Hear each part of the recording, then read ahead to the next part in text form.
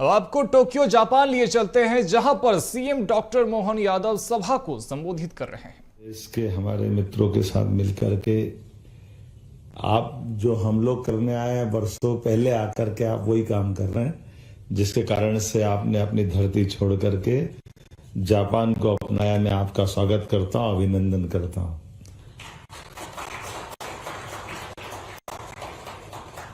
आज के इस कार्यक्रम में हमारे भारतीय राजदूत श्रीमान सीबी जार्ज साहब, SCS राजेश राजोरा जी, राघवेंद्र कुमार सिंह जी, रोहित गंगवाल जी, फ्रेंड्स साहब MP के संयोजक हैं।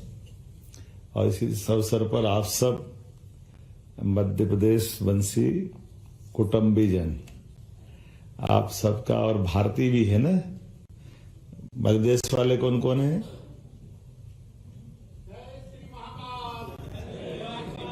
और मध्य प्रदेश के अलावा कौन कौन है? तो हमारे यहाँ एक शब्द चलता है, उस शब्द का बड़ा मजा है, थोड़ा कठिन भी पड़ जाता कई लोगों का। एक होते सगे और एक होते संबंधी, है ना। तो सगे और संबंधी में जो मजा है वो हमको एहसास होता है आप सबको देख करके, क्योंकि कोई भी विवाह प्रसंग, आनंद का अवसर जब तक सगे संबंधी नहीं आए तब तक पूरा होता है क्या? कभी नहीं होगा। और इस शब्दों की महत्ता जब अपन घर छोड़ के कहीं और चले जाते हैं तो और उसका मजा आता है।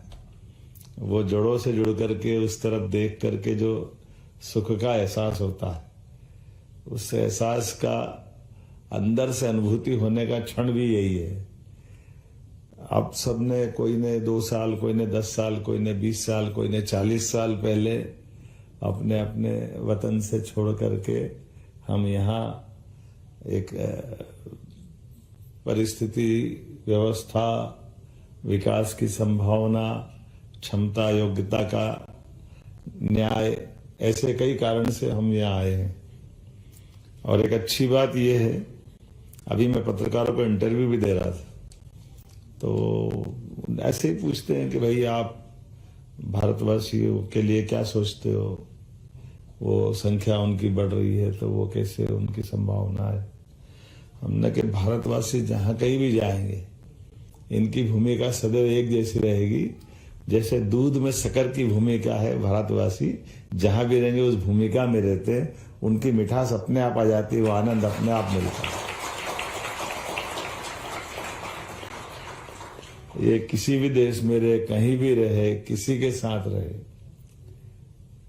इनके अपने रहन सहन व्यवस्थाओं में हमारा दर्शन छिपा हुआ है, और वो दर्शन इनको हमेशा उस अच्छाई से जोड़ता है। जिसको हम अपने यहाँ कोई भी आयोजन करें, कोई कथा भागवत पूजन कराएं, तो 4 शब्दों में हमारे लिए वो शब्द में अपनी पूरी जीवन शैली आ जाती है। धर्म की जय हो, अधर्म का नाश हो, प्राणियों में सद्भावना। और तो इतना उदार तो विचार किसके पास है जो विश्व के कल्याण की बात करता है। और जैसे ही विश्व के कल्याण की बात करते हैं तो हम अपने आप जहां जिस भी देश में है उसके साथ कल्याण की भावना से जुड़ जाते हैं। और ये कल्याण की भावना ही हमको सदैव हर परिस्थिति में, इसलिए इकबाल ने कहा कि कुछ बात है कि हस्ती मिटती नहीं हमारी। वो कुछ बात है, वो क्या बात है? वो एकमात्र बात है, क्योंकि हम मानवता से जुड़े हुए लोग हैं। हमारे लिए कई चुनौती आती, कई कठिनाई आती, लेकिन कठिनाई चुनौती किसको नहीं मिलती। लेकिन हमको मालूम है कि कोई उन कठिनाई चुनौती से पार हो न हो, लेकिन भरतवंशी तो पक्के में पार हो जाते, ये हमें भरोसा है। हर कठिनाई चुनौती के बाद भी अपने जीने के आधार पर, अपने एथिक्स के आधार पर, अपनी ललक के बलबूते पर। और आपका समय तो और आनंद का, जब नरेंद्र मोदी जी का समय है, तो ये हमारे लिए अपनी उपस्थिति एक अलग प्रकार से दिखाई देती है। ये भी आप देखो, कभी तुलना करो 2 तरह से। यशस्वी प्रधानमंत्री के नेतृत्व में 10 साल में देश कितना बदल गया। 10-11 साल पहले, आप में से भी कई लोग 10-11 साल से पुराने भी होंगे, तो बड़ा कहीं अपन भारत से आए हैं तो ये बोलते बोलते अपने अंदर का कॉन्फिडेंस डामाडोल होता था। होता कि नहीं होता था? हमारे नेता भी आ जाए तो ठीक है, आए तो आए, नहीं जाए तो जाए, हमको क्या करना है। और अब कभी मालूम पड़ जाए मोदी जी आ रहे हैं तो क्या होता है, झूम उठते हैं लोग, आनंद से सरावर हो जाते हैं, स्वाभिमान के साथ मुस्कुराने लगते हैं, उत्साह और उमंग का एक झरना बहने लग जाता है। अब हम तो उस परंपरा के डब्बे हैं पीछे, वो इंजन तो वो चल रहे। ये मोदी जी के जमाने का समय है ना।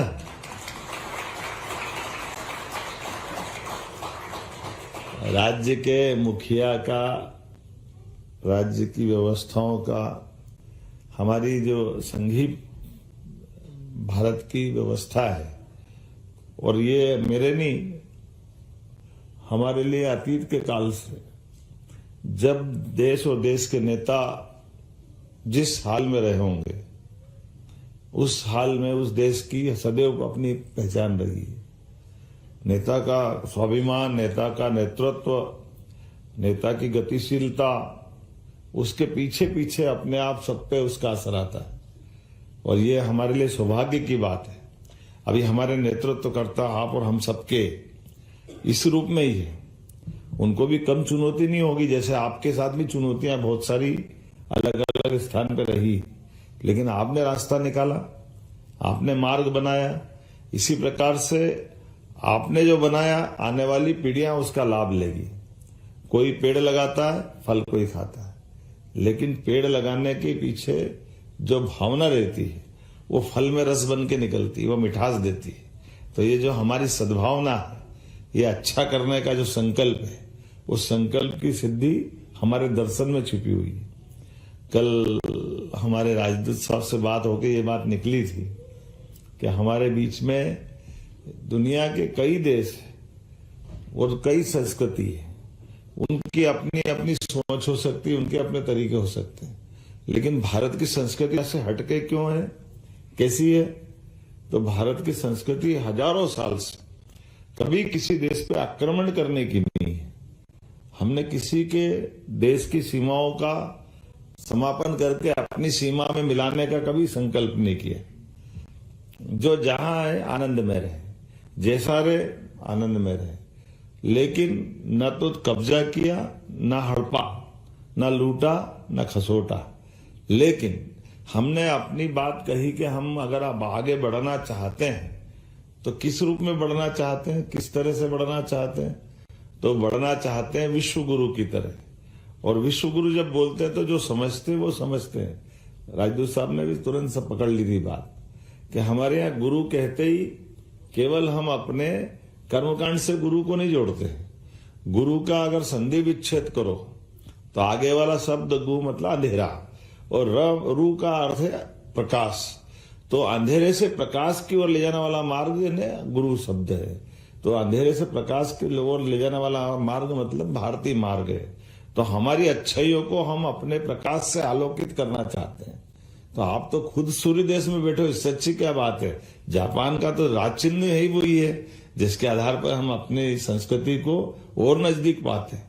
मैं कल बता ही रहा था कि हमारा अशोक चक्र और यहाँ का जापान के झंडे में, के राष्ट्र ध्वज में लगा हुआ सूर्य चक्र, ये दोनों एक समानता है। सूर्य भी आलोकित रहता 24 घंटे।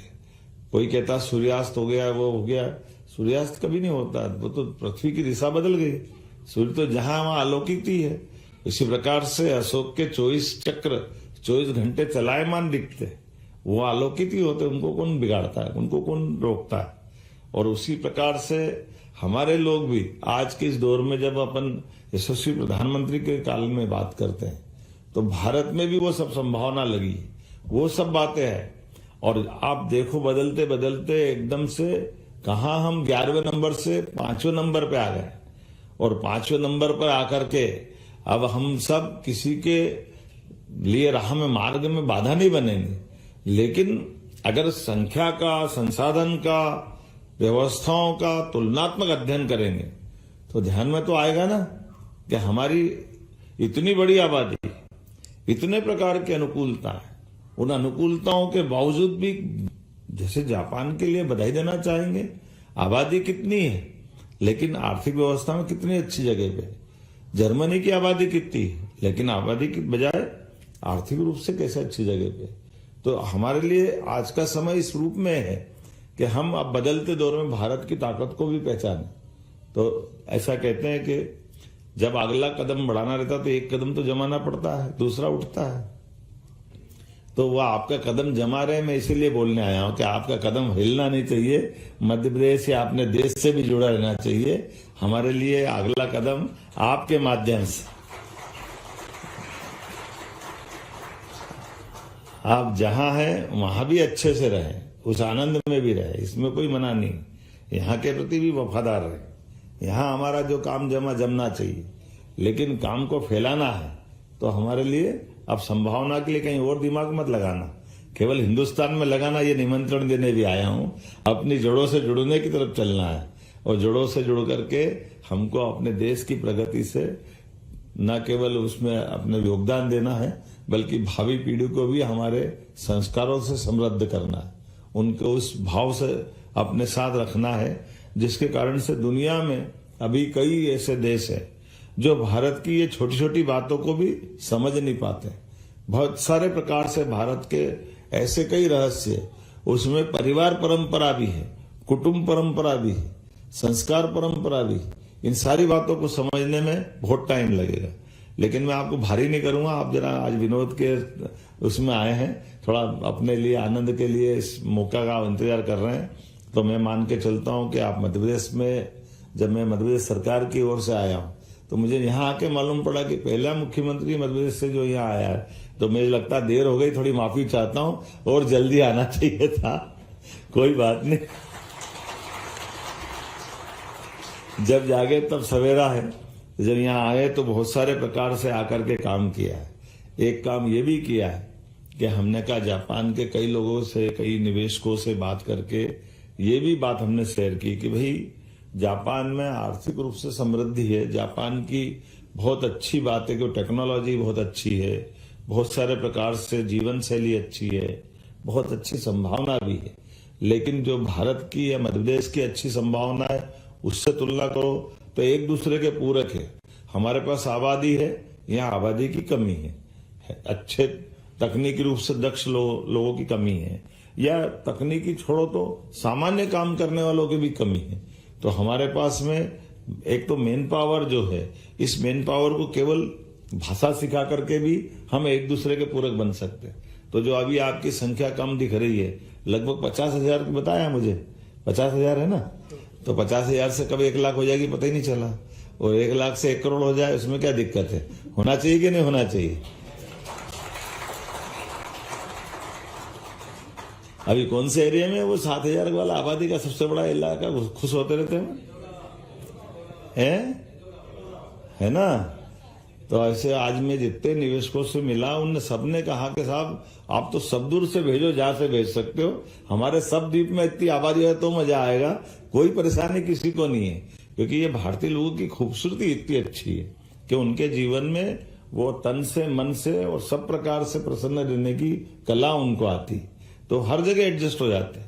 उस एडजस्ट होने की बात के आधार पर ही हर जगह उनका स्वागत होता है। मैं आज जब यहाँ आया हूं तो मान के चलो, जब मैं कोई बात कर रहा हूं तो जापान में आईटी, ऑटोमोटिव, फार्मास्यूटिकल, बायोटेक, लगभग 100 से ज्यादा भारतीय कंपनियां हैं। ये भी सुन के आनंद आ गया। उसमें HCL, TCS, इन्फोसिस, विप्रो, आयो, ये जो अपने मान के चलो कि कौन सी कंपनी अपने यहाँ कम पड़ रही है, लेकिन ये भारतीय कंपनियों से जुड़ करके भी यहाँ काम कर रहे लोग, ये भारतीय कंपनियां तो है। इन्फोसिस, महिंद्रा, टाटा स्टील, तो ये भारत की जापान से, विदेश से अपनी जड़ों को जोड़ करके अब भारतीय कंपनियां भी मल्टीनेशनल कंपनियों के रूप में बदल गई। और इसलिए वो गया जमाना जब हम केवल किसी और कारण से किसी और की तरफ देखते थे। हमको भी अपना गर्व होता है कि हमारे साथ जुड़ करके परस्पर एक दूसरे पे पूरक होकर के, एक दूसरे का साथ दे करके इस तरह की ताकत हम बन रहे हैं। और खासकर जापान में भारतीयों के प्रवासियों के स्वामित्व वाले आईटी, ऑटोमोटिव, फार्मास्यूटिकल्स, बायोटेक और विनिर्माण में भी आपने अपना प्रमुख स्थान बनाया। मैं आपको बधाई देना चाहूंगा। और आज भी मध्य प्रदेश में नए आयाम स्थापित हो रहे हैं, जिसमें इन सेक्टर की संभावना भी मध्य प्रदेश से भी जुड़ी हुई। मध्य प्रदेश जब मैं बोल रहा हूं तो केवल मध्य प्रदेश वालों के लिए नहीं बोल रहा हूं, मध्य प्रदेश के बाहर वालों के लिए भी बोल रहा हूं। क्योंकि जब जापान में झंडे फहरा सकते हैं तो मध्य प्रदेश तो अपने देश का एक हिस्सा है कि नहीं।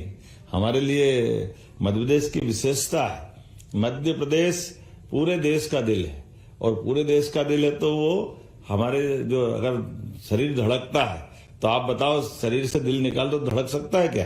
ये निश्चित रूप से उसका हिस्सा है। उत्तर, दक्षिण, पूर्व, पश्चिम कहीं भी जाओ, आज किसी भी राजमार्ग से जाओ तो हमारा मध्य तो मध्य में आएगा ही ना, वो उससे कैसे बाहर जा सकते हैं। तो मैं मान के चलता हूं ये केरल वालों के लिए भी उतना ही महत्व का है जितना महाराष्ट्र वालों के लिए, और गुजरात वालों के लिए भी उतने ही महत्व का है। और कई कारण से आज के दौर में तो भारत और आनंद में डूबा है और उसकी आत्मीयता बढ़ रही है। आप बताओ, अयोध्या में भगवान राम मुस्कुरा रहे हैं तो हमको जापान में मजा आ रहा कि नहीं आ रहा? बोलो जय जय श्री राम। तो भगवान देखो, अपने आप ही आप बोल रहे हो कि नहीं बोल रहे हो? हमने क्या करा? हमने तो सब कानून कायदे का ही पालन करा। बदलते दौर में आज के समय में भारत अगर सीना तान करके खड़ा हो रहा है तो उसमें ये स्वाभिमान भी है कि हाँ, हम अपने सभी धर्मों का सम्मान करने वाले लोग हैं। लेकिन उससे बड़ी गर्व की और क्या बात है? उससे बड़ी गर्व की ये बात है कि अपनी दुनिया का सबसे बड़ा लोकतंत्र अपने सबसे समृद्ध काल में जी रहा है। लोकतंत्र का मतलब शासन की व्यवस्थाओं के आधार पर हमारी समृद्ध सबसे बड़ी ताकत क्या है? लोकतंत्र की सबसे बड़ी ताकत है चुने हुए जनप्रतिनिधियों के माध्यम से बना हुआ मंत्रिमंडल और समर्थ मंत्रिमंडल, जो अपने सभी समस्याओं को भी जानता है, समस्या के समाधान भी जानता है, और समस्याओं के समाधान के लिए निराकरण करने वाली सर्वोच्च न्यायालय संस्था, उस संस्था की इज्जत बचाए रखने में भी हमारा लोकतंत्र सक्षम है। ये इतना बड़ा उदाहरण है, केवल आप में से कई लोगों की आंखों के सामने गुजरा होगा। बहुत कम लोग होंगे 20-30 साल से कम वाले, अधिकांश लोगों के सामने है कि सुप्रीम कोर्ट ने तो 1984-85 में भी फैसला दिया था, लेकिन हमारी राज सत्ता कमजोर थी तो सुप्रीम कोर्ट के निर्णय को भी बदलना पड़ा था 3 तलाक वाले घटनाक्रम से। लेकिन आज के समय में सुप्रीम कोर्ट ने फैसला दिया तो पूरे देश ने, क्या हिंदू क्या मुसलमान, मतलब कितनी अच्छी बात लगती है कि वो जो सज्जन जिनने 75 साल तक अयोध्या के खिलाफ, अयोध्या में राम मंदिर के खिलाफ मुकदमा लड़ा, और उन्हें एक ही शर्त रखी थी कि सुप्रीम कोर्ट फैसला दे दे तो हम भी खड़े हो जाएंगे। और ये कितना अच्छा रहा कि जब सुप्रीम कोर्ट ने फैसला दिया तो मुझे इस बात की प्रसन्नता कि वो खुद भी भूमि पूजन में मौजूद थे। जब भगवान रामलला अपने गर्भगृह में मुस्कुराए तब भी वो मौजूद थे। तो ये उनका मौजूदगी का जो कारण है, वो कारण क्या है? वो कारण अपने पूरे देशवासियों को गर्व करने का है। कई कारण से अतीत में कई बार इसी कारण से आजादी के बाद अपने बीच में धर्म के आधार पर झगड़े करवाए, जिन के जो स्वार्थ थे उनके कारण कराए। लेकिन आज देश समर्थ होकर ये बात को समझ गया कि नहीं, हमको अपनी व्यवस्थाओं पे विश्वास करना है। हमारी सुप्रीम कोर्ट ने निर्णय किया तो आप बताइए, कोई कील भी गिरी क्या? किसी को तकलीफ आई क्या? कभी भी कोई परेशानी आई क्या? इतना बड़ा देश, इतने प्रकार से उसकी चिंता रहती, लेकिन न केवल राम मंदिर में बल्कि कोविड के समय भी वही आनंद रहा। कोविड जैसे समय पे अपना हेल्थ का इंफ्रास्ट्रक्चर कितना चैलेंजिंग था, लेकिन कोविड के समय में यहाँ तो लॉकडाउन नहीं हुआ। आप तो इतने समर्थ देश में थे, फिर भी यहाँ लॉकडाउन करने में भगवान की एक अलग कारण से बच गए, अलग बात है। क्वारंटाइन किया, कुछ आवश्यक सावधानी रखी, लेकिन जापान जैसे कम आबादी के देश में भी लॉकडाउन को लेकर के इसको छोड़ा गया था। जापान में लॉकडाउन नहीं हुआ, लेकिन भारत जैसे देश में आप बताओ, कोई सोच सकता था? और क्या क्या बंद नहीं किया। कभी तो मैं भी सोचता हूं कि भगवान ने अच्छा करा उस समय, लेकिन आपने बंद क्या क्या कर दिया। रेल बंद, बस बंद, सब प्रकार की व्यवस्था, आवागमन बंद। मैं मंत्री था उस समय, तो मैं भोपाल से उज्जैन इंदौर निकलता, पूरा रास्ते पे सन्नाटा। शुरू शुरू में तो हमने भी बोला कि भैया चाय पोई की दुकान तो खुलवा दो, रास्ते में चले तो 4 घंटे तक कोई मतलब ही नहीं जाने आने का, पानी पिलाने वाला भी नहीं मिल रहा, कोई नहीं, सब साफ सुनसान सन्नाटा। ये जो हमारे सारे पहिए जाम, कोई कुछ नहीं। फिर 1 आध महीने 2 महीने बाद पहली बार देखा कि ट्रक से केवल जिनको अपनी परिवहन करना था उसको बड़ी मुश्किल से, वो भी केवल जीवन उपयोगी चीजों को लेकर के, और तो और आकाशवाणी के गाने तक बंद कर दिए। गाने में क्या दिक्कत है, मैं तो आज तक नहीं समझ में आया, गाने ही तो बज रहे थे रेडियो में भी वो बिल्कुल लॉकडाउन, मतलब लॉकडाउन, ऐसा लॉकडाउन तो पहली बार देखा कि जो जहां सब बंद कर दो। तो ये वाकई, लेकिन देश ने उतनी कठिन परिस्थिति में भी रास्ता निकाला। इतनी बड़ी आबादी को मोदी जी के लिए जोरदार अभिनंदन करो। नरेंद्र मोदी जी का ये जो भाव था, बोलने वाले भले बोले जो बोलना हो, लेकिन ताली बजाई थाली बजाई पर सबको सुरक्षित तो रखा ना। हमारी तो कठिनाई ये थी कि इतने हॉस्पिटल ही हमारे पास नहीं थे, इस प्रकार के प्रबंध नहीं थे, तो करते क्या, कैसे बढ़ते। मुझे मालूम है कि मैं अपने प्रभार का जिला मेरे पास उज्जैन था, तो उज्जैन के आसपास का उदाहरण दूंगा तो पूरा प्रदेश समझ में आ जाएगा या देश समझ में आ जाएगा। अब उज्जैन हमारे संभाग के रीजनल स्तर पे जार साहब वो सेंटर में है। अब सेंटर में होने से हमारे जिले के जितने भी लोग हैं 90% सब उज्जैन में इलाज कराने आते थे। तो उनकी तहसीलों में कोई इसके प्रबंध नहीं थे कि कोई गंभीर बीमारी हो जाए तो वेंटिलेटर नहीं, बाकी व्यवस्था आईसीयू एक भी नहीं थे। अब जब हमको पहले दौर के बाद दूसरे में लगा कि और बढ़ेगा, फैलेगा, खतरनाक है, तो हमने कहा कि भाई जरा, मेरे मित्र विधायक थे महिदपुर में, तो हमने कहा आप भी अपने थोड़ा हॉस्पिटल के प्रबंधन कर लो टेम्परेरी। तो उन्होंने कहा यहाँ कोई बीमारी नहीं है, यहाँ कुछ होते ही नहीं है। क्यों? तो मैंने कहा मेरी जानकारी में था। मैंने क्यों महिदपुर में क्यों नहीं जरूरत है? बोले यहाँ कोई नहीं, यहाँ से जितने सब उज्जैन में भर्ती होते तुम बढ़ाओ वहां पे, हमको क्या लेने देना है। मैंने, आप कल्पना करो विधायक साहब कि उज्जैन की बाउंड्री पर नो एंट्री का बोर्ड लगेगा और आपके मरीज को अगर महिदपुर से बाहर नहीं जाने को जगह मिली और वो तड़फ के मरेगा, तो आप उस दिन की कल्पना करो। तो बोला अच्छा ऐसा भी हो जाएगा क्या, उज्जैन में पूरी जगह भर जाएगी? क्योंकि अंदाजा ही नहीं था लोगों का। तो ये सब दूर हुआ था कि जहां कोई बस स्टैंड, उनके बस स्टैंड में था, हमने बस स्टैंड को आपातकालीन हॉस्पिटल के रूप में उसको उनकी वेंटिलेटर की, ऑक्सीजन की लाइन वाइन डाल डोल करके वहां प्रबंधन कराया। किससे करके भी जान बची। ये वो कठिन दौर था, अभी आज दोहराना थोड़ा अच्छा नहीं है, लेकिन इतना ही कह रहा हूं कि ये बदलते दौर में भारत ने अपनी सब तरफ से अपनी सारी चुनौतियों को पार किया।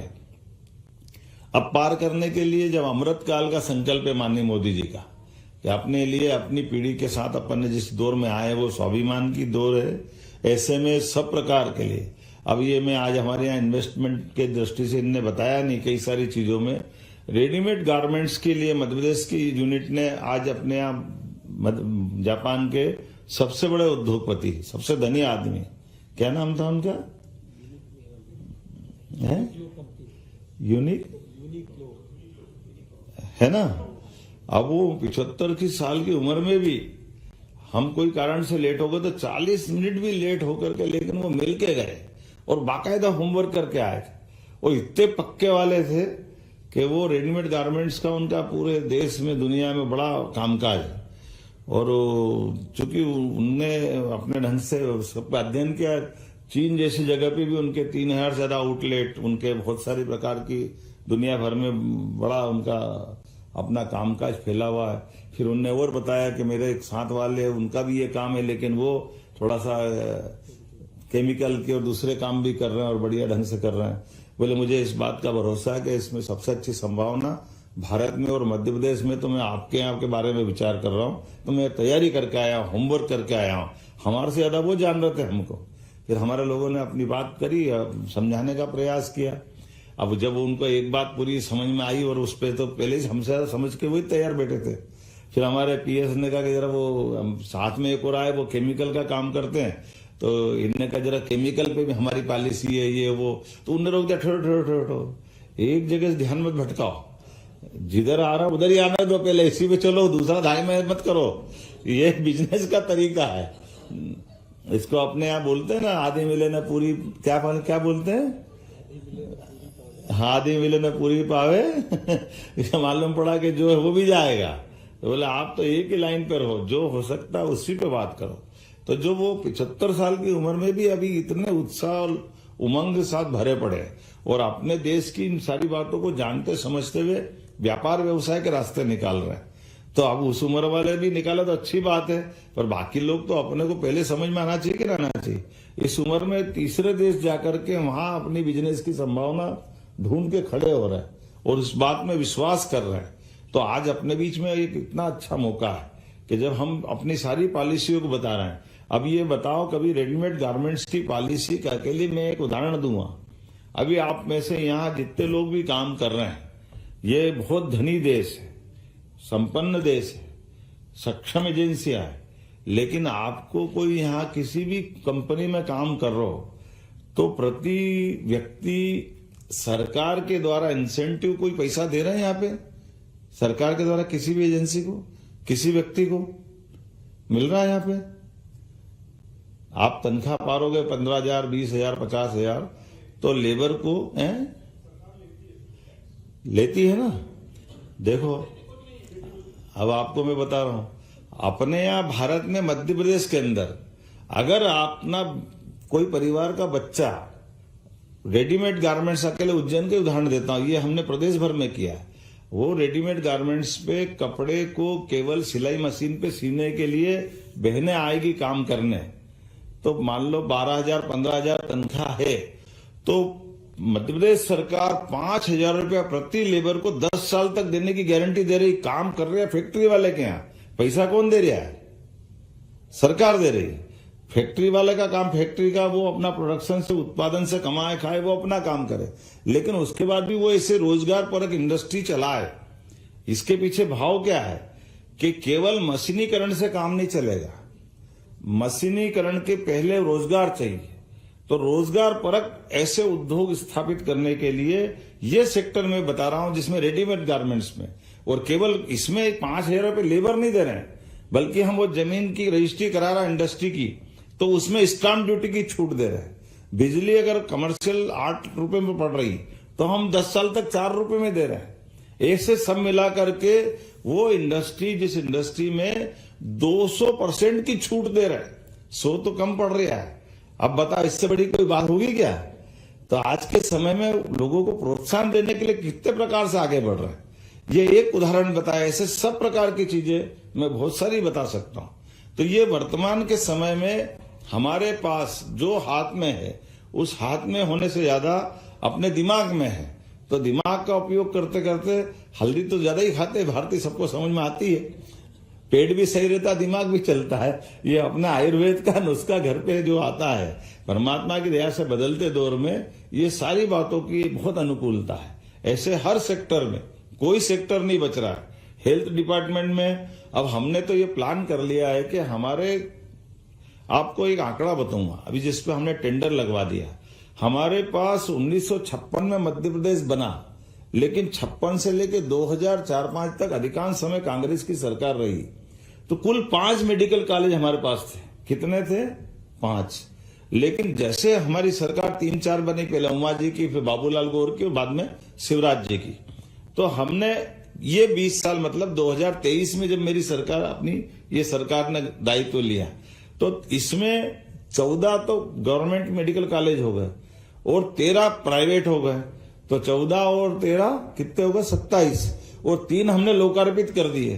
तो ये एक तरफ पूरे 55 साल में 5 मेडिकल कॉलेज, और कहा 20 साल में 30 मेडिकल कॉलेज, और 30 के बाद अभी हमने प्राइवेट पीपीपी मॉडल पे मेडिकल कॉलेज लगवाए। तो उसमें नियम ये बनाया कि हॉस्पिटल हम दे देंगे, मेडिकल कॉलेज वो डाल दे। तो जो प्राइवेट पीपीपी मॉडल डालेगा तो 24 मेडिकल कॉलेज 2 साल के अंदर हो जाएंगे। तो अकेले मध्य प्रदेश में हमारे पास 50 मेडिकल कॉलेज हो जाएंगे। तो आप बताओ, 22 साल में 50 मेडिकल कॉलेज और 55 साल में 5 मेडिकल कॉलेज। अब दोनों का तालमेल करके देखो। और ये एक सेक्टर में, ऐसे बहुत सारे सेक्टर बता सकता हूं। हमारे यहाँ बिजली, अब बिजली के लिए अपनी बात निकलती है तो बिजली के एक 5 हाउस पावर पे कनेक्शन पे हमको 53,000 की सब्सिडी देना पड़ती। किसान से 7,500 लेते हैं। हमने कहा ये 2-3 साल में वो 7.5 भी नहीं लेंगे, बल्कि सोलर पंप पूरा दे देंगे, पूरा तुम बिजली फ्री रखो, बल्कि मीटर लगा लेंगे। आपके पास ज्यादा आए तो सरकार और खरीद लेगी। अब इसके 2 फायदे क्या होंगे? एक फायदा क्या होगा कि जो हमारी सब्सिडी हर साल जाती है वो बंद हो जाएगी, किसान अपने पैर पे खड़ा हो जाएगा। तो इसके चक्कर में हमारी सरकार का लगभग 15,000 रुपए प्रति साल का जो लॉस होता है वो बजट में वो बच जाएगा। तो कुल मिला के कदम कदम पर इतने सारे सेक्टर में काम कर रहे हैं, इतनी सारी संभावना है। तो मैं समझता हूं कि आज के इस अवसर पर ये व्यापार व्यवसाय की दृष्टि से भी, देश प्रदेश को आगे बढ़ाने की दृष्टि से भी, आपके परिवार में भी बदलाव आने की दृष्टि से भी, बदलते समय में हम सब इनको खुली आंखों से देखें, इसको लागू करें। और इसीलिए आज अपने इन सब बातों को लेकर के अब लीडरशिप का भी काम बदल गया है। केवल नेता बनकर के हम हाथ हिलाएं, भाषण दे के चले जाएं, ये समय नहीं है। माननीय मोदी जी के समय का सदुपयोग करना है। तो आज अपने पास दिन भर में इन्होंने भी मेरी बिल्कुल आज मान के चलो कि चाय पानी के लिए भी नहीं छोड़ा, सुबह से रगड़ रगड़ के इतना जबरदस्त खींचा है। लेकिन इसका भी सुख है कि जब हम लीडर बनते हैं तो माननीय मोदी जी को देखना पड़ता है। आदर्श कौन है? मोदी जी है। और जब मोदी जी आदर्श बनते तो हमारे को अपने देश पे गर्व होता है। तो जब अपने लिए कोई नेता, नेतृत्व करने वाला इतना सेक्रीफाइस करता तो बाकी को प्रेरणा मिलती। मुझे इस बात की प्रसन्नता है कि हम भी अपनी इन व्यवस्थाओं के आधार पर बदलते दौर में, ये लोकतंत्र की खूबसूरती है, कोई बात नहीं, सरकार किसी की भी हो, लेकिन देश तो आगे बढ़ना चाहिए ना। बढ़ना चाहिए कि नहीं बढ़ना चाहिए? तो हम में से सब मिलकर के अपने देश के लिए भी, और जहां रहे उसको भी बढ़ाते रहो। जापान को भी आगे बढ़ाओ, अपना देश भी आगे बढ़े। ये शुभकामना देते मेरी बात समाप्त करता हूं। बहुत बहुत धन्यवाद। Thank you, sir, for an inspiring address. I now request Mr. Rohit Gangwal, Coordinator, Friends of Madhya Pradesh, to present the closing remarks and vote of thanks.